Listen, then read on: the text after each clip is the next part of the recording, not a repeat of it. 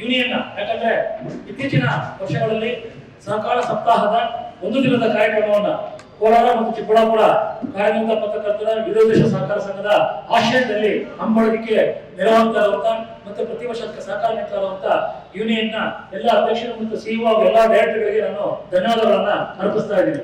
ಯಾಕಂದ್ರೆ ಪ್ರತಿ ವರ್ಷ ಯೂನಿಯನ್ ನ ಸಪ್ತಾಹದ ಭಾಗವಾಗಿ ಒಂದು ದಿನ ನಮ್ಮ ಭವನದಲ್ಲಿ ನಮ್ಮ ಸಂಘದ ಆಶ್ರಯದಲ್ಲಿ ಈ ಕಾರ್ಯಕ್ರಮವನ್ನ ಹಮ್ಮಿಕೊಂಡು ಬರ್ತಾ ಇರೋದಕ್ಕೆ ನಾನು ಅವರಿಗೆ ಮತ್ತೊಮ್ಮೆ ಧನ್ಯವಾದಗಳನ್ನ ಅರ್ಪಿಸ್ತಾ ಇವತ್ತಿನ ಸಪ್ತಾಹದ ಕಾರ್ಯಕ್ರಮ ಸಹಕಾರ ಸಂಘಗಳ ಸಂಸ್ಥೆಗಳಲ್ಲಿ ಒಂದಿಗೆ ಸಹಕಾರ ಭಾವನೆಯನ್ನ ಮೂಡಿಸುವಂತದ್ದು ಆಗಿರುವಂತದ್ದು ಕಾರಣಕ್ಕಾಗಿ ಇವತ್ತು ಕೋಲಾರ ಜಿಲ್ಲೆ ಸಹಕಾರದ ರಂಗದ ವಿಚಾರದಲ್ಲಿ ಬಹಳ ದೊಡ್ಡ ಮಟ್ಟದ ಸಾಧನೆ ಮಾಡುವಂತ ವ್ಯಕ್ತಿಗಳು ಮತ್ತೆ ಸಂಸ್ಥೆಗಳು ಇದ್ರೂ ಕೂಡ ಎಲ್ಲೋ ಒಂದ್ ಕಡೆ ನಾವು ಇನ್ನೂ ಪರಿಪೂರ್ಣವಾದ ಒಂದು ಗುರಿಯನ್ನು ಮುಟ್ಟೋದಕ್ಕೆ ಸಾಧ್ಯ ಆಗಿಲ್ಲ ಅನ್ನೋ ಒಂದು ವಿಚಾರವನ್ನ ನಾವು ಹಿಡ್ಕೊಂಡು ಇವತ್ತು ಬಹಳ ಗಂಭೀರವಾಗಿ ಪರಿಗಣಿಸಬೇಕಾಗುತ್ತೆ.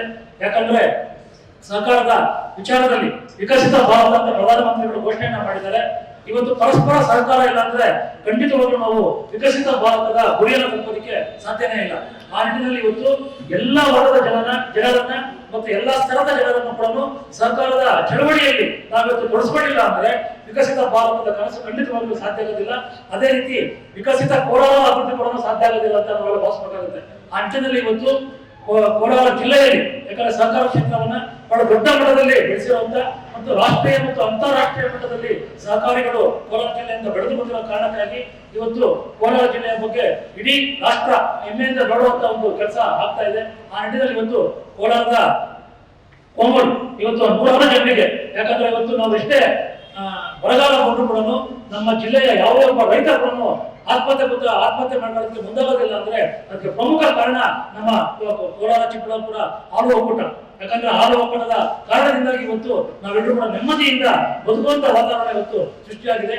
ಅದೇ ರೀತಿ ಕೋಲಾರದ ಡಿಸಿಸಿ ಬ್ಯಾಂಕ್ ಇತ್ತೀಚಿನ ವರ್ಷಗಳಲ್ಲಿ ಪುನಶ್ಚೇತನಗೊಂಡು ಪ್ರತಿ ಮನೆಗೂ ಕೂಡ ಸಾಲ ಸೌಲಭ್ಯವನ್ನ ಕೊಡುವಂತ ಕೆಲಸವನ್ನ ಮಾಡೋದ್ರಿಂದ ಇವತ್ತು ನಮ್ಮ ಹೆಣ್ಮಕ್ಳು ಮತ್ತೆ ಮಧ್ಯಮ ವರ್ಗದ ಕೈಗಾರಿಕೆಗಳಾಗಿರ್ಬೋದು ಬೇರೆಯವರಾಗಿರ್ಬೋದು ಎಲ್ಲರೂ ಕೂಡ ಒಂದು ನೆಮ್ಮದಿಯಾದ ಈ ಜೀವನವನ್ನು ಮಾಡಕ್ಕೆ ಸಾಧ್ಯ ಆಗಿತ್ತು.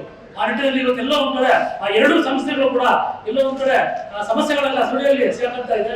ಅದಕ್ಕೆ ಸಹಕಾರಿ ಬಂಧುಗಳ ಕಾರಣ ಅನ್ನೋದು ಆರೋಪ ಕೂಡ ಕೇಳ್ಕೊಳ್ತಾ ಇರೋದ್ರಿಂದ ಇವತ್ತು ನಮಗೆ ನಮ್ಮ ಜಿಲ್ಲೆಯ ಅಭಿವೃದ್ಧಿಯ ವಿಚಾರದಲ್ಲಿ ಆ ಎರಡು ಸಂಸ್ಥೆಗಳು ಕೂಡ ನಮ್ಮ ಕಣ್ಣಾಗಿರೋದ್ರಿಂದ ಆ ಎರಡು ಕಣ್ಣುಗಳನ್ನ ಕಾಪಾಡಿಕೊಳ್ಳುವ ಮೂಲಕ ಅದಕ್ಕೆ ತಾಯಿ ಅಂತಿರುವಂತ ಸಹಕಾರ ಯೂನಿಯನ್ ಇದೆ ಅದು ಕಾಲಕಾಲಕ್ಕೆ ಸಹಕಾರಿ ಬಂಧುಗಳಿಗೆ ತರಬೇತಿಗಳನ್ನ ಮತ್ತೆ ಕಾಯ್ದೆಗಳಲ್ಲಿ ಆಗುವಂತ ಮಾರ್ಪಾಡುಗಳ ಬಗ್ಗೆ ಒಂದು ಅರಿವನ್ನ ಮೂಡಿಸ್ತಾ ಕೋಲಾರ ಜಿಲ್ಲೆಯಲ್ಲಿ ಸಹಕಾರ ಚಳವಳಿಯನ್ನ ಬಹಳ ದೊಡ್ಡ ಮಟ್ಟದಲ್ಲಿ ಬೆಳೆಸೋದಕ್ಕೆ ಸಾಧ್ಯ ಆಗ್ಬೇಕು ಅನ್ನೋ ಮಾತನ್ನ ಹೇಳ್ತಾ ಇನ್ನು ನಮ್ಮ ಸಂಘದ ವಿಚಾರಕ್ಕೆ ಬಂದಾಗ 2007ರಲ್ಲಿ ನಮ್ಮ ಸಂಘ ಕೋಲಾರ ಚಿಕ್ಕಬಳ್ಳಾಪುರ ಅಭಿವೃದ್ಧಿ ಸಹಕಾರ ಸಂಘ ಆರಂಭ ಆಯಿತು. ಆ ಹಿಂದೆ ಕೂಡ 3-4 ಸಲ ಈ ಸಂಘವನ್ನ ಸ್ಥಾಪನೆ ಮಾಡಬೇಕು, ಪತ್ರಕರ್ತರ ಸಹಕಾರ ಸಂಘ ಸ್ಥಾಪನೆ ಮಾಡಬೇಕು ಅಂತ ಪ್ರಯತ್ನಗಳಾಗಿತ್ತು. ಅದು ಸಾಧ್ಯ ಆಗಲಿಲ್ಲ. ಆಮೇಲೆ ನಮ್ಗೇನೋ ಒಂದು ಹುಚ್ಚು ಧೈರ್ಯದಿಂದ ಈ ಸಂಘವನ್ನ ಆರಂಭಿಸಕ್ಕೆ ಶುರು ಮಾಡಿದ್ವಿ. ಆ ಕೋಲಾರ ಚಿಕ್ಕಬಳ್ಳಾಪುರ ಎರಡು ಒಂದಾಗಿತ್ತು. ಸೊ ಎರಡೂ ಜನ ಪತ್ರಕರ್ತರು ಇವತ್ತು ಪ್ರತಿ ತಾಲೂಕಿನ ಕೋಲಾರ ಚಿಕ್ಕಬಳ್ಳಾಪುರದ ತಾಲೂಕಿನ ಷೇರುದಾರರು ನಮ್ಮ ಸಂಘದಲ್ಲಿದ್ದಾರೆ. ಆ ಸಂಘವನ್ನ ನಾವು ಬೆಳೆಸ್ತಾ ಬಂದು ಇವತ್ತು ಪತ್ರಕರ್ತರಿಗೆ ಸಾಮಾನ್ಯವಾಗಿ ಯಾರು ಕೂಡ ಆರ್ಥಿಕವಾದ ನೆರವನ್ನು ಕೊಡೋದಕ್ಕೆ ಮುಂದೆ ಬರೋದಿಲ್ಲ ಅಂತ ಸನ್ನಿವೇಶದಲ್ಲಿ ಇವತ್ತು ಪತ್ರಕರ್ತರ ಸಹಕಾರ ಸಂಘವನ್ನು ನಾವು ಸ್ಥಾಪಿಸಿಕೊಂಡು ಇವತ್ತು ಪತ್ರಕರ್ತರಿಗೆ ಬೇರೆ ಬೇರೆ ರೀತಿಯಾದ ಕಲ್ಯಾಣ ಕಾರ್ಯಕ್ರಮಗಳನ್ನ ಮಾಡಬೇಕು ಅಂತ ಮುಂದಡಿ ಇಡ್ತಾ ಇದ್ದೀವಿ.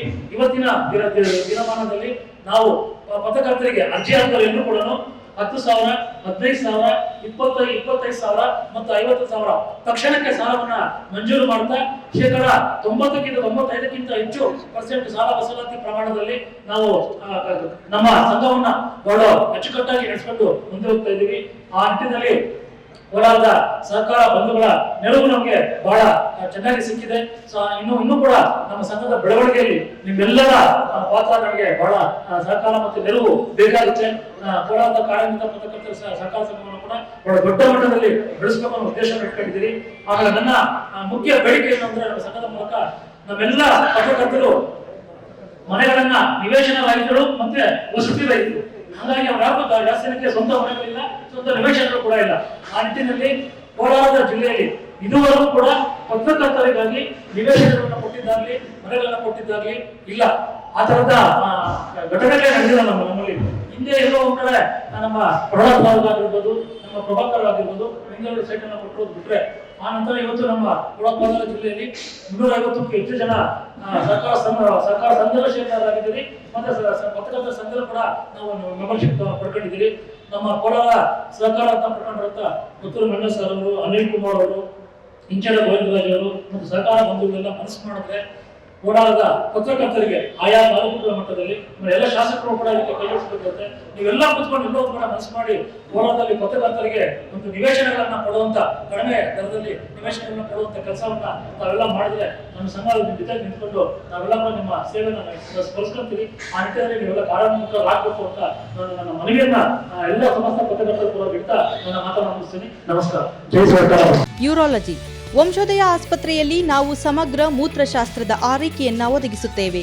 ರೋಗ ನಿರ್ಣಯದಿಂದ ಚೇತರಿಸಿಕೊಳ್ಳುವವರೆಗೆ ನಿಮ್ಮ ಆರಾಮ ಮತ್ತು ಆರೋಗ್ಯವನ್ನ ಖಚಿತಪಡಿಸಿಕೊಳ್ಳಲು ನಮ್ಮ ತಜ್ಞರ ತಂಡ ಸದಾ ಸಿದ್ಧರಿದ್ದಾರೆ. ಹೆಚ್ಚಿನ ಮಾಹಿತಿಗಾಗಿ ಸಂಪರ್ಕಿಸಿ 727770 72770 ಅಥವಾ 9141106665.